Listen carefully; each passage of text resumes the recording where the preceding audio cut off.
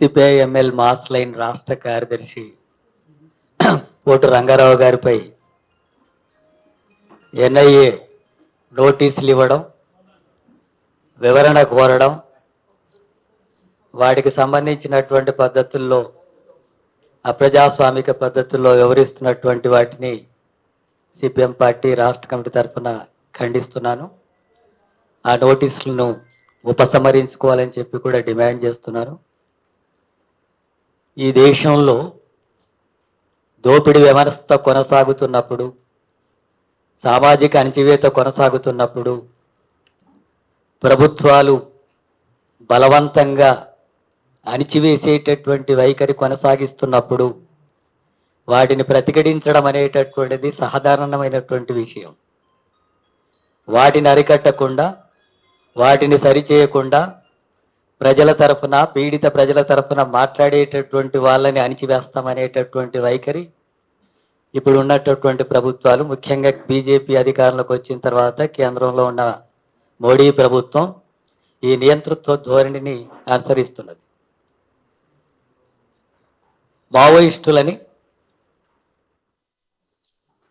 మావోయిస్టులంతా కూడా మేము చర్చలకు సిద్ధం అని చెప్పి అంటే చర్చలు జరపడానికి వీలు లేదు, లొంగిపోండి లేకపోతే మిమ్మల్ని అంతం చేస్తాం అని చెప్పేటటువంటి వైఖరి.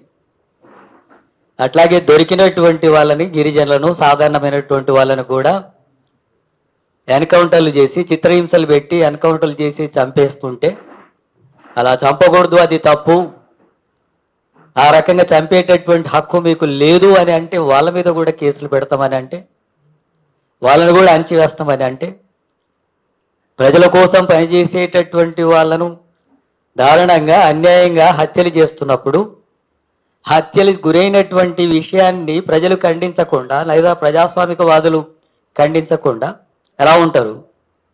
వాటిని ఖండిస్తే ఆ రకమైనటువంటిది కూడా నేరంగా పరిగణించేటటువంటి పద్ధతులు ఇప్పుడు ముందుకు తీసుకొస్తారు. అంటే ఇక మీరు ఎన్కౌంటర్లు చేసినా ప్రశ్నించకూడదా? చిత్రహింసలు చేసి చంపేసినా సరే ప్రశ్నించకూడదా? ఇది అప్రజాస్వామికం, ప్రజాస్వామిక పద్ధతుల్లో జరగడం లేదు అని చెప్పి నాయకులు మాట్లాడితే వాళ్ళ మీద కూడా కేసులు పెడతారా?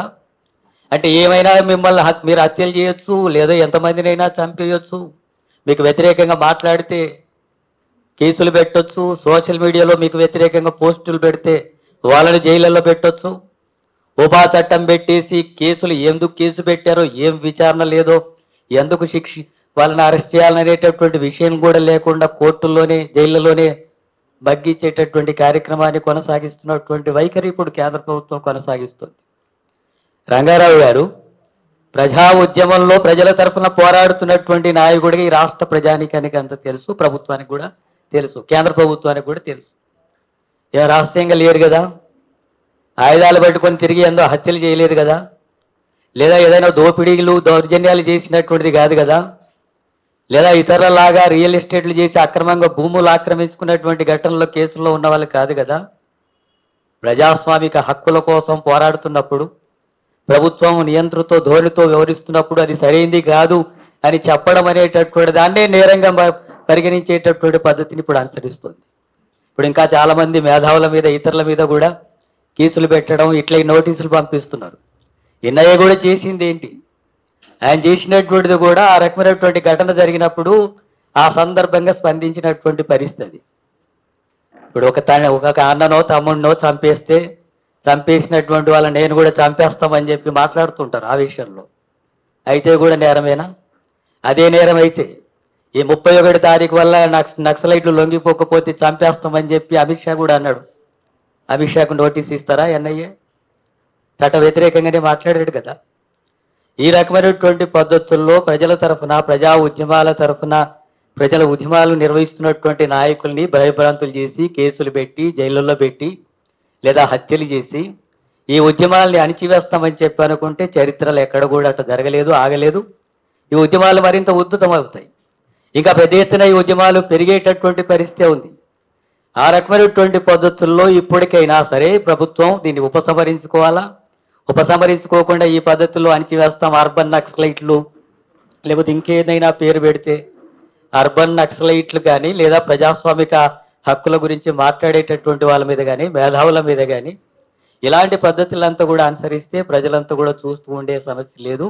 అందుకనే వీటికి వ్యతిరేకంగా ప్రతిఘటించి గట్టిగా నిలబడాల్సినటువంటి అవసరం ఉంది. రంగారావు గారికి పూర్తిగా అండగా ఉంటుంది సిపిఎం పార్టీ.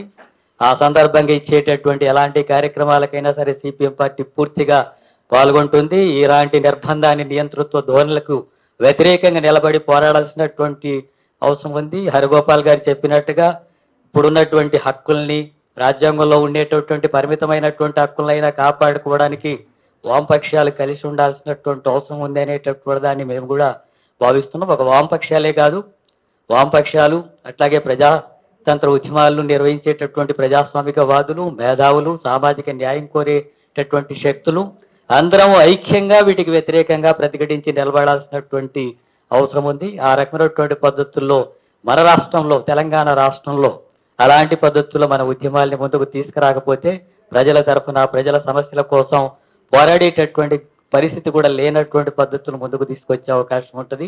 కాబట్టి ఆ రకంగా ఖచ్చితంగా మనం అందరం కలిసి ప్రయత్నం చేద్దామని చెప్పి భావిస్తున్నారు. అట్లాగే రాష్ట్ర ప్రభుత్వం కూడా స్పందించాలి.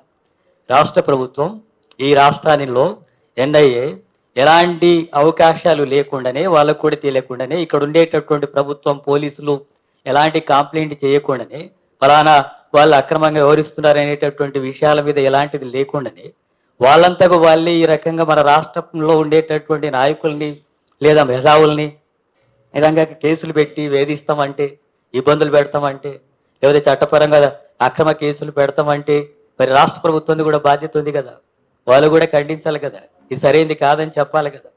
ఆ రకమైనటువంటి పద్ధతిలో రాష్ట్ర ప్రభుత్వం కూడా బీజేపీకి ఆంధ్ర ప్రభుత్వం అనుసరిస్తున్నటువంటి నియంతృత్వ ధోరణిని ఎన్ఐ పేరుతో, ఉపా చట్టం పేరుతో ఇక్కడ ఉండేటటువంటి ప్రజల్ని, ప్రజాస్వామిక వాదుల్ని, రాజకీయ నాయకుల్ని, ప్రజల తరఫున పోరాడేటటువంటి నాయకుల్ని అణచివేసేటటువంటి దానికి వ్యతిరేకంగా రాష్ట్ర ముఖ్యమంత్రి రేవంత్ రెడ్డి కూడా స్పందించాల్సినటువంటి అవసరం ఉంది.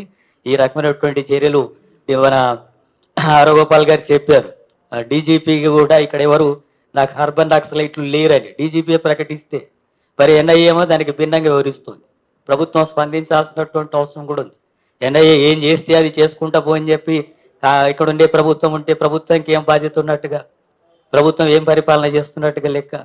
అందుకని రాష్ట్ర ప్రభుత్వం కూడా స్పందించాల్సినటువంటి అవసరం ఉంది. ప్రజాస్వామిక వాదులంతా కూడా స్పందించాల్సినటువంటి అవసరం ఉంది. దీనికి వ్యతిరేకంగా ఈ కేసులు వస్తున్నాయి కాబట్టి, లేదా నోటీసులు వస్తున్నాయి, కేసులు వస్తున్నాయి, లేదా జైల్లో పెడతారని చెప్పి భయపడి వెనక్కి తగ్గడం అనేది కాదు, అంతకంటే రెట్టింపు సంఖ్యలో ప్రతిఘటించేటటువంటి ఉద్యమాల వైపు మనం వెళ్లాల్సి ఉంటుంది. ఆ రకమైనటువంటి పద్ధతుల్లో నిలబడితేనే ప్రజల తరఫున మనం పోరాడడానికి, ప్రజలు ముందుకు రావడానికి అవకాశం ఉంటుంది. ఆ రకంగా దోపిడీకి వ్యతిరేకంగా సామాజిక న్యాయం కోసం జరిగేటటువంటి పోరాటాలని ముందుకు తీసుకెళ్ళడానికి అవకాశం ఉంటుంది. కాబట్టి వీటిని ప్రతిఘటించి నిలబడడం కోసం మనం అందరం కూడా ఐక్యంగా ముందుకు సాగదామని చెప్పి తెలియజేస్తూ ముగిస్తున్నాను.